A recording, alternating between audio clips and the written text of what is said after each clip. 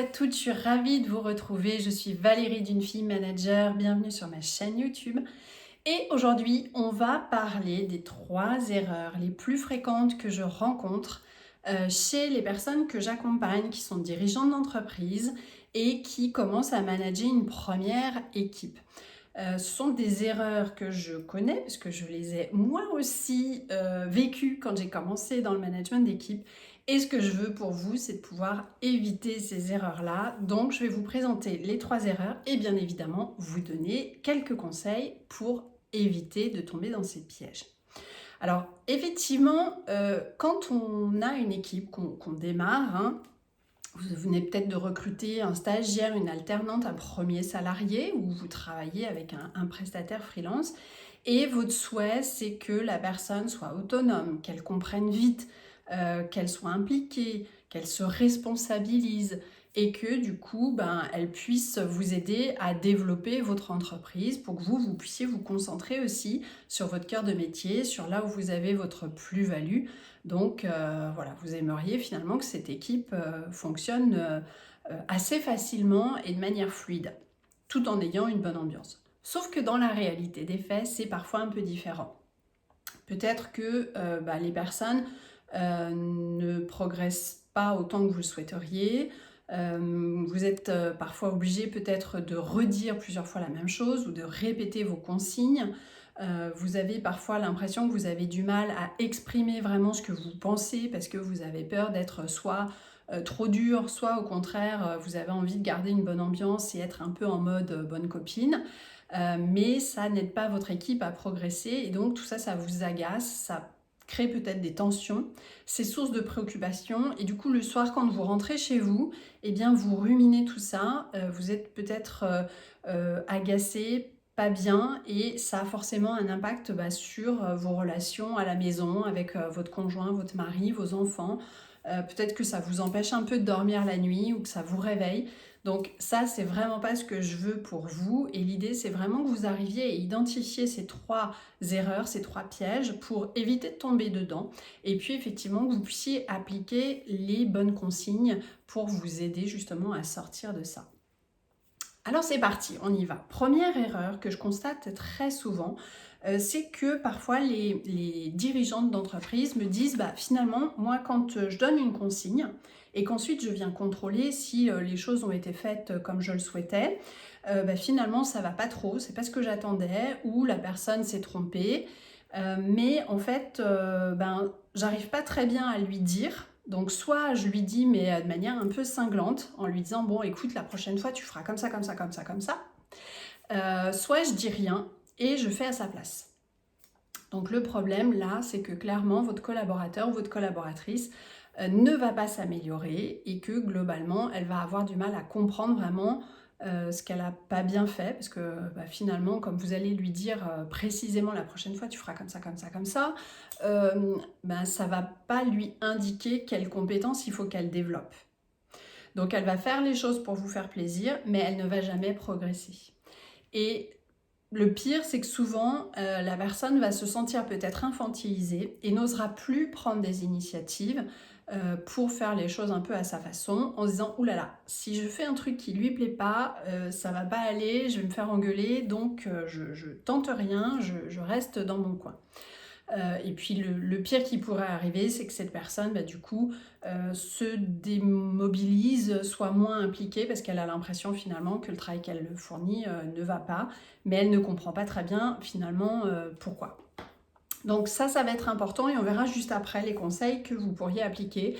Mais ça, c'est vraiment une tendance que j'observe très très souvent. Donc je ne sais pas si vous êtes concerné par cette première erreur, mais en tout cas, c'est un élément qui est vraiment assez récurrent quand on gère sa première équipe. Deuxième erreur que je constate souvent chez mes clientes et que j'ai aussi commise comme erreur quand j'ai commencé à manager mes équipes, c'est que dans ma tête, j'avais une idée assez précise de ce que j'attendais, de ce que je voulais.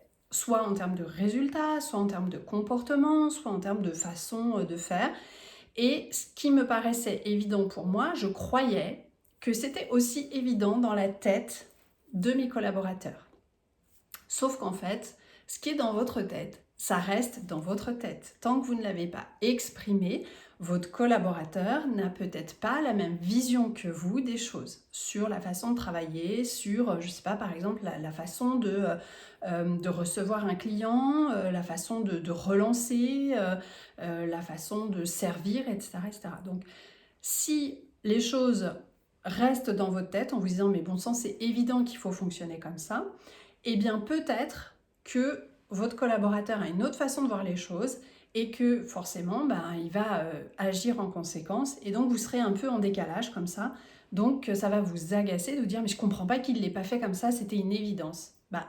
C'est une évidence pour vous, c'est clair dans votre tête, ça l'est peut-être pas dans la sienne ou en tout cas il a peut-être une autre vision des choses, une autre perception. Donc là aussi, ça va être important de pouvoir communiquer. On verra juste après comment on peut faire.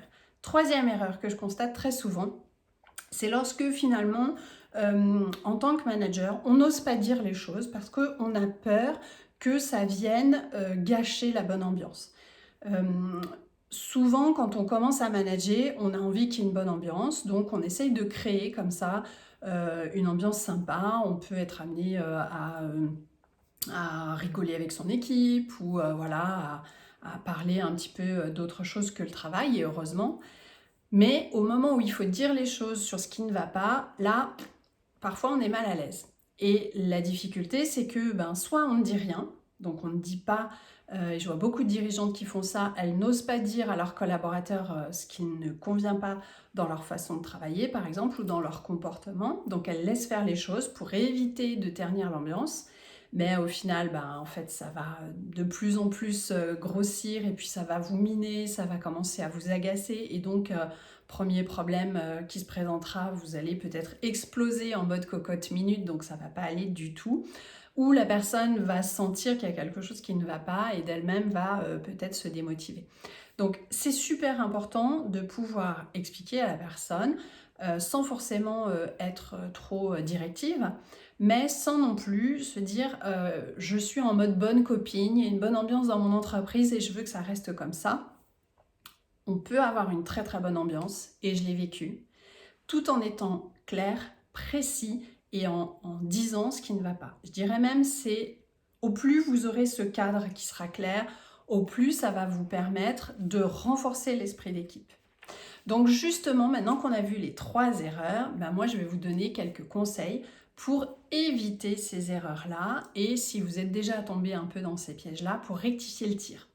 Premier conseil, ça va être déjà de pouvoir identifier, donc prendre un temps un peu d'introspection pour vous, d'identifier ce qui est important pour vous. Donc, quelles sont vos valeurs? Parce que vos valeurs, c'est aussi le reflet de ce qui va se passer dans votre entreprise.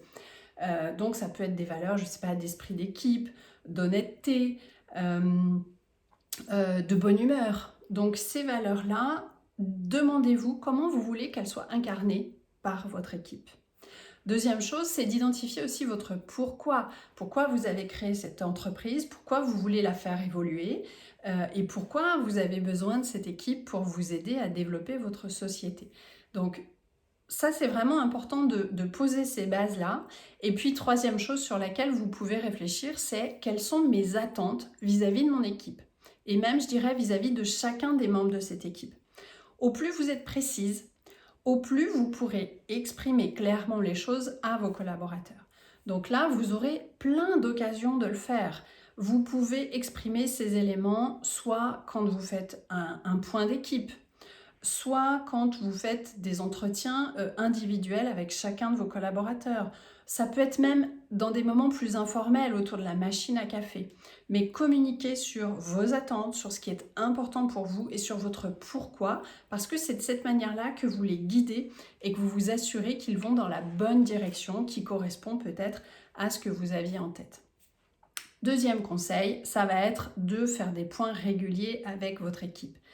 Si vous me suivez, vous l'avez déjà entendu, je vous préconise de faire des entretiens en one-to-one avec chacun des membres de votre équipe de manière périodique, au moins une fois par mois. Pourquoi ? Le but, c'est non seulement de faire un point sur l'avancement peut-être de son travail, de ses missions, de ses projets, de ses tâches, de ses dossiers, mais c'est aussi de pouvoir prendre un moment pour le féliciter, Donc l'encourager, lui dire bravo, j'ai vu que ce mois-ci tu avais progressé sur tel ou tel aspect. Donc ça va lui permettre de sentir plus en confiance et de comprendre que ce qu'il a fait, ça correspondait à vos attentes. Et puis c'est aussi le moment de lui dire peut-être qu'il y a des choses qui ne vont encore pas ou qu'il faut qu'il l'améliore. Et là, dans votre façon d'échanger avec votre collaborateur, eh bien, forcément, ça va être important de lui dire ce que vous attendez en termes de résultats et ensuite de le questionner. Donc le questionnement est hyper important quand on manage. Le but, c'est pas de l'infantiliser en lui disant je veux qu'à partir de maintenant, ce soit comme ça et que tu fasses ça, ça, ça. Non, parce que à la limite, c'est vos solutions, ce sont vos idées et ça va peut-être pas lui correspondre dans sa façon de travailler à lui. Donc, c'est important de le questionner pour lui demander comment il verrait les choses pour progresser, comment il va pouvoir s'améliorer là-dessus et effectivement de lui laisser trouver ses propres solutions. Donc là aussi, on le responsabilise, on l'aide à être plus autonome, donc forcément il va monter en compétences et ça va forcément permettre que l'équipe soit plus efficace, plus performante. Troisième conseil, c'est d'évaluer le niveau de compétence de chacun des membres de votre équipe. Donc le but, c'est déjà de vous dire, pour chacune des missions de mon collaborateur, qu'est-ce que j'attends de lui en termes de savoir-faire technique par rapport à son poste, mais aussi en termes de savoir-être, de comportement, d'attitude. Et je vous invite à évaluer ces différents critères, peut-être sur une échelle par exemple de 1 à 10. Donc si je prends un exemple, si vous avez une personne qui s'occupe pour vous de la communication, du marketing, vous pourriez vous dire, tiens, sur la partie rédactionnelle, aujourd'hui, cette personne, je trouve qu'elle est à 7 sur 10. C'est déjà pas mal, mais j'aimerais bien qu'elle progresse, qu'elle fasse peut-être, je sais pas, une meilleure rédaction des posts sur les réseaux sociaux, qu'elle fasse moins de fautes d'orthographe ou que sais-je. Et vous pourriez vous dire, je voudrais qu'elle monte à 9. Donc là, vous allez réfléchir à c'est quoi le plan d'action pour qu'elle arrive à 9, sachant qu'il faut y aller étape par étape. Donc elle est aujourd'hui à 7. Comment je fais pour la faire passer à 8 et ensuite à 9?